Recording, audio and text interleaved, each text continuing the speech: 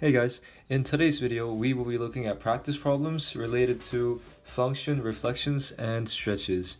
So we have our first question here, and if we scroll down we can see the question. So it says, given the graph of y equals f of x, transform the graph of f of x to sketch the graph of gx equals f of 2x, describe the transformation, state invariant points, and then state the domain and range of the new function. Alright, so first we see that the blue function is y equals f of x. Now we're trying to draw the graph g of x, which is equal to f of 2x. So guys, let's start off by writing things down. So gx is f of 2x, but now we are provided with the function f of x. So we need to state what transformation occurred to f of x. Now, the 2 is in front of the x, so we know from our previous videos that this will be a horizontal stretch by a factor of a half. Alright guys, now that we have determined the transformation, we have done this step, describe the transformation, and now let's draw, or let's write down the mapping notation. So x comma y, we will horizontally stretch it by a factor of half, so all our x values will be decreased by half. So let's try now graph the function of g of x.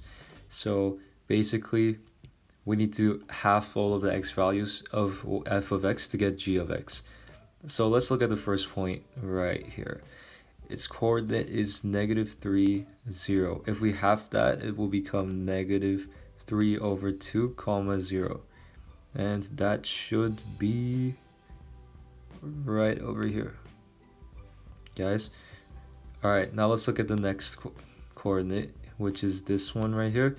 Man, that is 0 comma 2. And if we half 0, it's still 0, so that point won't move. So it will remain stationary. And now let's look at the last point, which is 6 comma 1.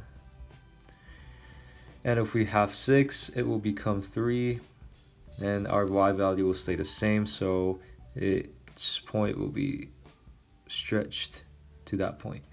And now guys, if we connect the 3 dots together, boom, and then boom, we got the graph of y equals g of x, our new transformed function.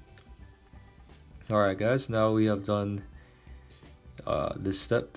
We have graphed g of x, and now it says here, state any invariant points.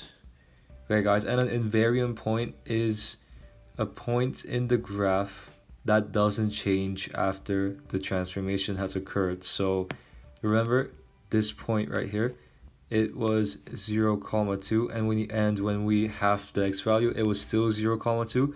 So this here right here guys will be our invariant point. Alright, another step down. Our last step is to state the domain and range of the new function.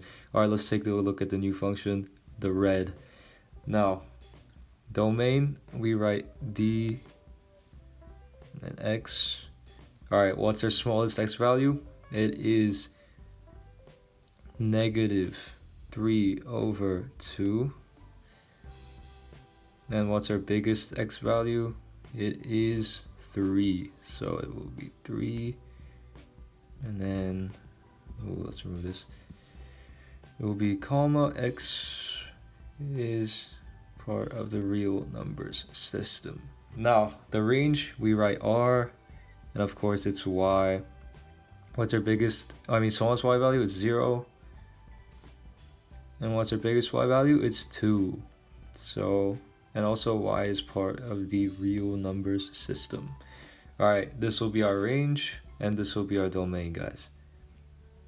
And I think that's it for this question. So we have successfully solved this problem.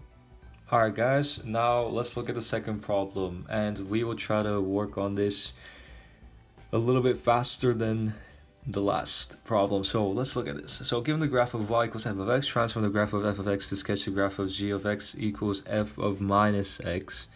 Describe the transformation, state invariant points, and state the domain and range of the new function. Alright guys, so first let's determine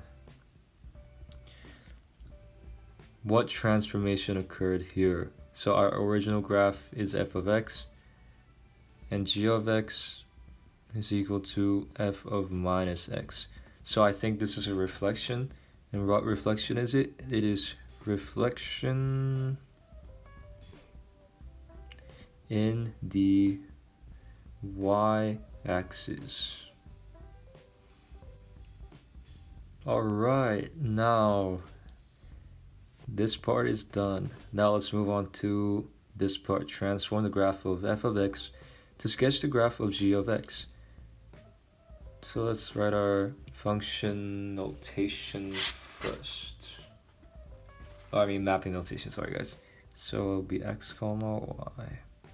And since it is reflection in the y-axis, our x value become a negative and y will stay the same.